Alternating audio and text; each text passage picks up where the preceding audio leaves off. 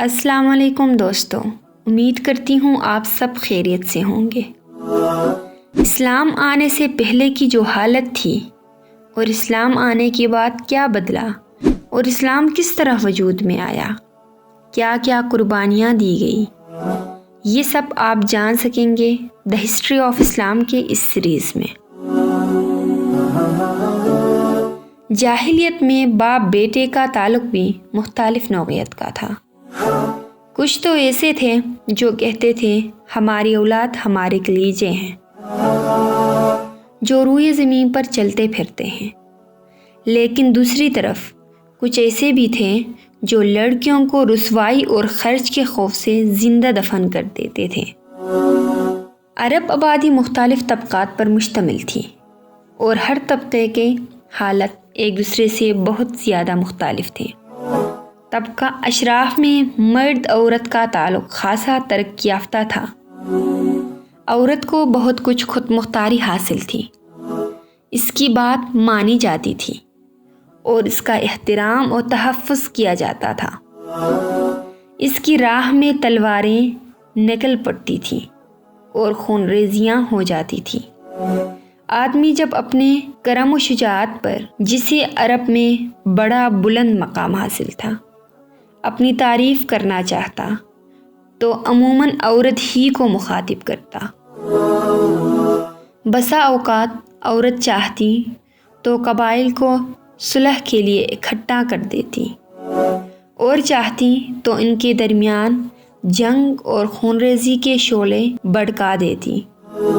لیکن ان سب کے باوجود مرد ہی کو خاندان کا سربراہ مانا جاتا تھا اور اس کی بات فیصلہ کن ہوا کرتی تھی۔ اس طبقے میں مرد اور عورت کا تعلق نکاح کے ذریعے ہوتا تھا اور یہ نکاح عورت کے اولیاء کے زیر نگرانی انجام پاتا تھا۔ عورت کو یہ حق نہ تھا کہ ان کی ولایت کے بغیر اپنے طور پر اپنا نکاح کر لیں۔ ایک طرف اشراف کا یہ حال تھا، دوسری طرف دوسرے طبقوں میں مرد و عورت کی اختلاط کی بھی کئی صورتیں تھیں، جنہیں بدکاریوں، بے حیائی اور فحشکاری، زناکاری کے سوا کوئی اور نام نہیں دیا جا سکتا۔ حضرت عائشہ رضی اللہ عنہا کا بیان ہے کہ جاہلیت میں نکاح کی 4 صورتیں تھیں۔ ایک تو وہی صورت تھی جو آج بھی لوگوں میں رائج ہے کہ ایک آدمی دوسرے آدمی کو اس کی زیر ولایت لڑکی کے لیے نکاح کا پیغام دیتا، پھر منظوری کے بعد مہر دے کر اس سے نکاح کر لیتا۔ دوسری صورت یہ تھی کہ عورت جب حیض سے پاک ہوتی تو اس کا شوہر کہتا کہ فلاں شخص کے پاس پیغام بھیج کر اس سے زنا کراؤ، اور شوہر خود اس سے الگ تھلگ رہتا اور اس کے قریب نہ جاتا، یہاں تک کہ واضح ہو جاتا کہ جس آدمی سے زنا کرایا تھا اس سے حمل ٹھہر گیا ہے۔ جب واضح ہو جاتا ہے تو اس کے بعد اگر شوہر چاہتا تو اس عورت کے پاس جاتا۔ ایسا اس لیے کیا جاتا تھا کہ لڑکا شریف اور باکمال پیدا ہو۔ اس نکاح کو نکاح استبضاء کہا جاتا تھا۔ اسی کو ہندوستان میں نیواب کہتے ہیں۔ نکاح کی تیسری صورت یہ تھی کہ 10 آدمیوں سے کم کی ایک جماعت اکٹھا ہوتی، سب کے سب ایک ہی عورت کے پاس جاتے اور بدکاری کرتے۔ جب وہ عورت حاملہ ہو جاتی اور بچہ پیدا ہوتا تو پیدائش کے چند رات بعد وہ عورت سب کو بلا بھیجتی اور سب کو آنا پڑتا، مجال نہ تھی کہ کوئی نہ آئے۔ اس کے بعد وہ عورت کہتی کہ آپ لوگوں کا جو معاملہ تھا وہ تو آپ لوگ جانتے ہی ہیں، اور اب میرے بطن سے بچہ پیدا ہوا ہے اور اے فلاں وہ تمہارا بیٹا ہے، اور عورت ان میں سے جس کا نام چاہتی لے لیتی اور وہ اس کا لڑکا مان لیا جاتا۔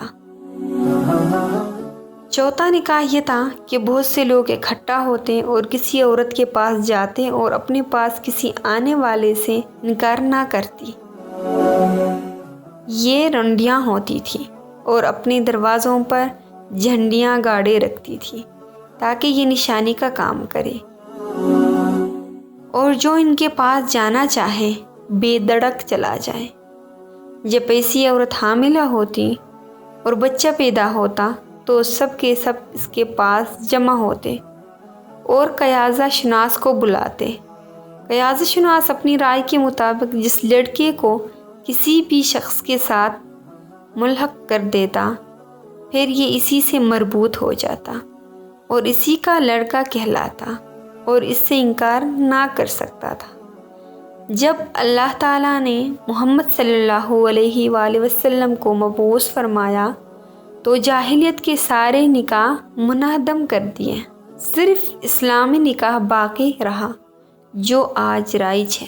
عرب میں مرد و عورت کے بعض صورتیں ایسی بھی تھیں جو تلوار کی دھار اور نیزے کی نوک پر وجود میں آئی تھی، یعنی قبائلی جنگوں میں غالب آنے والے قبیلہ مغلوب قبیلے کی عورتوں کو قید کر کے اپنے حرم میں داخل کر لیتے تھے، لیکن ایسی عورتوں سے پیدا ہونے والی اولاد زندگی بھر عار محسوس کرتی تھی۔ زمانہ جاہلیت میں کسی تحدید کے بغیر متعدد بیویاں رکھنا بھی معروف بات تھی۔ لوگ ایسی دو عورتیں بھی بیک وقت نکاح میں رکھ لیتے تھے جو آپس میں سگی بہن ہوتی تھی۔ باپ کے طلاق دینے یا وفات پانے کے بعد بیٹا اپنی سوتیلی ماں سے بھی نکاح کر لیتا تھا۔ طلاق درجات کا اختیار مرد کو حاصل تھا اور ان کی کوئی حد معین نہ تھی، حتیٰ کہ اسلام نے ان کی حد بندی کی۔ زناکاری تمام طبقات میں عروج پر تھی، کوئی طبقہ یا انسانوں کی کوئی قسم اس سے مستثنیٰ نہ تھی۔ البتہ کچھ مرد اور عورتیں ایسی ضرور تھیں جنہیں اپنی بڑائی کا احساس اس برائی کے کیچڑ میں لت پت ہونے سے باز رکھتا تھا۔ پھر آزاد عورتوں کا حال لونڈیوں کے مقابل نسبتاً اچھا تھا۔ اصل مصیبت لونڈیاں ہی تھی، اور ایسا لگتا ہے کہ اہل جاہلیت کے غالب اکثریت اس برائی کی طرف منسوب ہونے میں کوئی عار بھی محسوس نہیں کرتی تھی۔ چنانچہ سنن ابی داؤد وغیرہ میں مروی ہے کہ ایک دفعہ ایک آدمی نے کھڑے ہو کر کہا، یا رسول اللہ صلی اللہ علیہ وآلہ وسلم، فلاں میرا بیٹا ہے، میں نے جاہلیت میں اس کی ماں سے زنا کیا تھا۔ رسول اللہ صلی اللہ علیہ وآلہ وسلم نے فرمایا، اسلام میں ایسے دعوے کی کوئی گنجائش نہیں۔ جاہلیت کی بات گئی، اب تو لڑکا اسی کا ہوگا جس کی بیوی یا لونڈی ہو، اور زناکار کے لیے پتھر ہے۔